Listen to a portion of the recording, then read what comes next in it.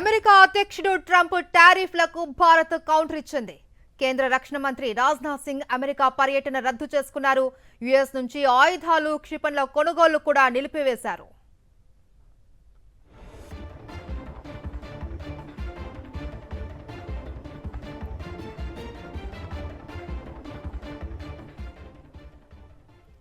America అధ్యక్షుడు Trump టారిఫ్లకు Bharat counter ఇచ్చింది. కేంద్ర రక్షణ మంత్రి రాజ్నాథ్ సింగ్ అమెరికా పర్యటన రద్దు చేసుకున్నారు. యుఎస్ నుంచి ఆయుధాలు, క్షిపణుల కొనుగోలు కూడా నిలిపివేశారు. దీనికి సంబంధించి పూర్తి డీటెయిల్స్ అడిగి తెలుసుకుందాం. ఆర్థిక విశ్లేషకులు పాపారావు గారు మనకు అందుబాటులో ఉన్నారు. నమస్తే పాపారావు గారు. పాపారావు గారు, ట్రంప్ కి భారత్ కౌంటర్ మొదలైంది అనుకోవచ్చా? ఎందుకంటే ఒకవైపు రాజ్నాథ్ సింగ్ కూడా యుఎస్ పర్యటన రద్దు చేసుకున్నారు. ఈ యాక్షన్ ఎలా ఉండే అవకాశం ఉంది? అంటే ఇంకా పూర్తిగా రిపోర్ట్స్ వస్తున్నాయి. అనఫిషియల్ గా వచ్చిన రిపోర్ట్స్ ప్రకారం రాజ్నాథ్ సింగ్ అమెరికాకి వెళ్ళటం ఆగిపోయింది అనేది. దాంతో పాటుగా ఏంటంటే అమెరికాతో కుదరాల్సినటువంటి యుద్ధ విమానాల కొనుగోలు ఒప్పందం కూడా ఆగుతుంది, ఆ పాజ్ లో ఉందని. అంటే అంటే పూర్తిగా రద్దయిందని కాదు, పాజ్ లో ఉందనే వార్త వచ్చింది. అంటే వీళ్ళు దాన్ని పాజ్ లో పెట్టడం ద్వారా ట్రంప్ రియాక్షన్ కోసం చూస్తున్నారు ఇప్పుడు.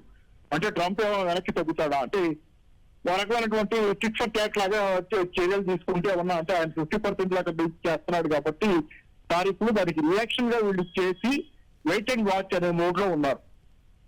ఎదురు చూద్దాం ఆగి అని చెప్పి.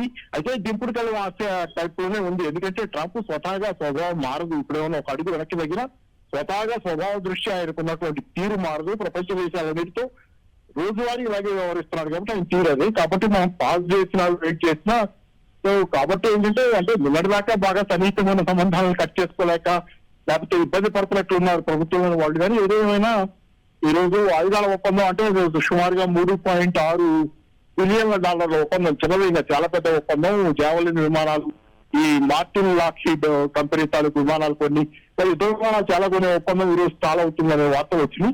సో ఓవరాల్ గా ఏంటంటే ఈ రోజు తెరిసే సార్ట్ ఆఫ్ కోల్డ్నెస్ రెండు దేశాల మధ్య సంబంధాల్లో ఒక రకమైనటువంటి బెటర్నెస్, ఒక రకమైన చేదు భావం, లేకపోతే ఒక ద్వేషం దాకా ఎంత దాకా వచ్చిందో తెలియదు. కానీ ప్రజల్లో అయితే ద్వేషం దాకా వెళ్ళింది ఇది.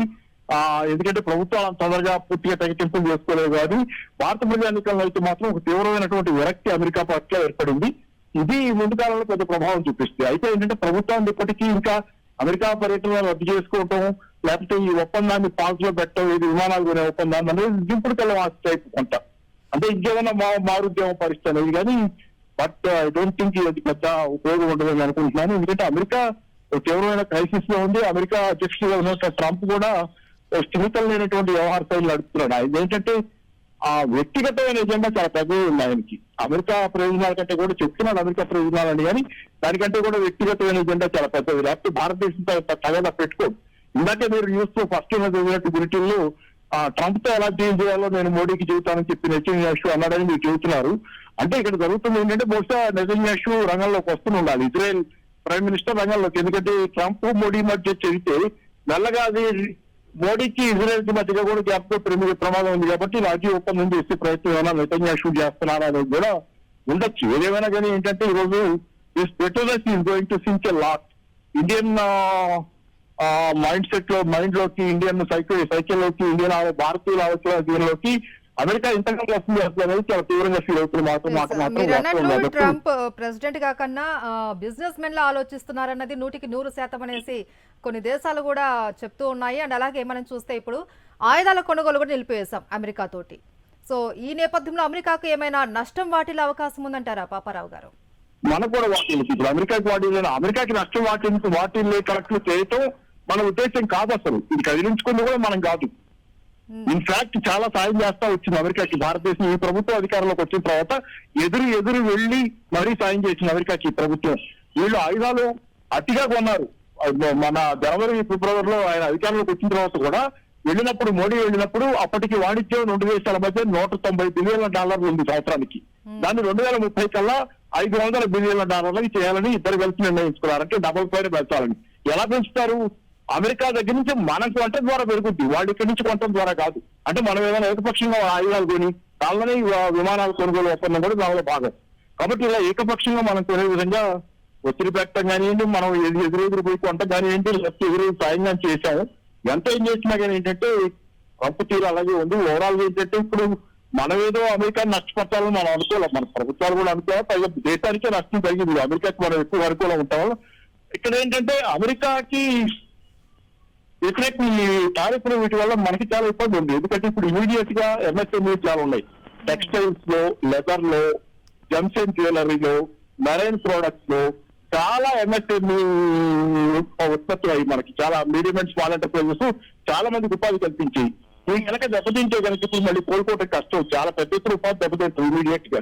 అది మనకి ఇబ్బంది ముందు, అమెరికా ఇబ్బంది సంగతి తర్వాత. ఎందుకంటే అమెరికా దగ్గర మనం ఏం కొంటున్నాం, ఆయుధాలు కొంటున్నాం, ఆయిల్ కొంటున్నాం. అసలు వస్తే వాళ్ళ దగ్గర ఏం లేదు, మనం కొట్టడానికి కూడా వాళ్ళ దగ్గర ఏం లేదు. వాళ్ళకి ఉత్పత్తి లేదు కదా, వాళ్ళ ఉత్పత్తి వ్యవస్థ మొత్తం చైనా, మెక్సికో ఇలాంటి దేశాలకు తరలిపోయింది. వాళ్ళకి ఉత్పత్తి లేనప్పుడు వాళ్ళకి ఉపయోగం లేదు ఇక్కడ. అందుకనే కదా ఇష్టానుసారంగా టారిఫ్లు వేసి దేశాల మీద కొండకి దారం ఎట్లయితే చూస్తున్నారు. ట్రంప్ ఏమైనా మారుతే అమెరికా పరిస్థితి మెరుగు ఉద్యోగం అని. కాబట్టి అది పోయిందో లేదు, మనకే నష్టం. ఇదంతా ఈ ప్రాసెస్ లో మనం చాలా మంది పెద్ద ఎత్తున భారీ ఎత్తున నిరుద్యోగ సమస్యలు పెరిగే అవకాశం ఉంది. సో అయినా చూడాలి, ఎందుకంటే మనం ఆల్రెడీ ఏషియన్ దేశాలతో వాణిజ్యం పెంచుకోవాలని ట్రై చేస్తున్నామని. చైనాకి కొంత చైనా వెళ్తున్నారు, మోడీ వెళ్తున్నారు, చైనాకి కొంత దగ్గర రష్యా. కాబట్టి ప్రత్యామ్నాయం దిశగా మన దేశ వాణిజ్యం తగ్గుతుంది. మన దేశ వాణిజ్యాన్ని వేరే దేశాలకి పాపరావు ఇటు ఇండియా కావచ్చు, అటు అమెరికాకు మధ్యలో కీలకంగా ఉన్నారు పుతిన్. మరి ఇప్పుడు రాజ్నాథ్ సింగ్ పర్యటన రద్దు చేసుకోవడం, ఆయుధాలు నిలిపివేయడం, ఇవన్నీ కూడా మనం చూస్తే ఈ రష్యా అధ్యక్షులు పుతిన్ ఎలా స్పందించే అవకాశం ఉంది? పుటిన్ ఆయన ఇండియా పర్యటన కూడా డిసైడ్ అయింది కదా. నిన్న మొన్న డిసైడ్ అయింది, భారతదేశానికి రాబోతున్నాడు ఆయన. Already he's coming to India. చాలా ఫేవరబుల్ గా ఆయన డిసైడ్ చేసుకుంటున్నాడు. అది మనకి రష్యన్స్ పుటిన్ ఏ రోజు మనం ఒక్క రోజు కూడా ఇబ్బంది పెట్టలేదు. ఆల్ త్రూ మోడీని అప్పుడు ప్రైజ్ చేయడం దగ్గర నుంచి, భారతదేశం పట్ల అనుకూలంగా ఉండటం దగ్గర నుంచి ఏ రోజు మనల్ని ఇబ్బంది పెట్టే ఒక్క పని కూడా రష్యా చేయలేదు.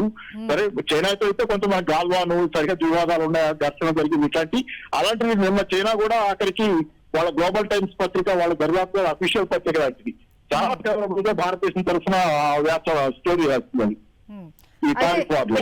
సార్, ఈ ట్రంప్ టారిఫ్ల ప్రభావంతో మదుపర్లు కూడా తీవ్రంగా నిరాశకు లోనవుతున్నారు. మనం చూస్తున్నాం, సెన్సెక్స్ కావచ్చు, నిఫ్టీ కావచ్చు, స్టాక్స్ అన్నవి పడిపోతూ వస్తున్నాయి. సో ఈ మార్కెట్ల ప్రభావం ఎలా ఉండబోతుంది? ఎప్పటి వరకు ఈ ఫాలింగ్ అనేది జరిగే అవకాశం ఉంది?